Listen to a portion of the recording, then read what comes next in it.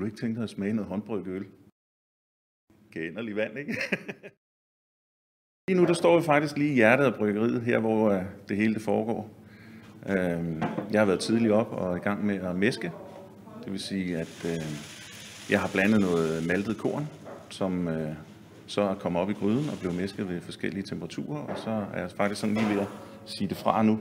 Det er ikke svært at få det til at køre rundt? Altså med at finde tiden til det, tænker du? Jo, det kan da godt være lidt. Det kræver altså, at man har bagland i orden med familien. Ellers så duer det ikke. Når du brygger sådan lidt forskellige arrangementer? ja, det kan man godt sige, fordi lige nu der er det en festival, hedder den. Det er en brown ale, som skal bruges til Slagerup Jazz Festival.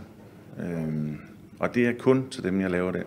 Så man kan ikke købe den sådan hos købmanden bagefter eller noget. Der bliver brygget 500-600 liter af den, og så er det det. Så må vi se til næste år.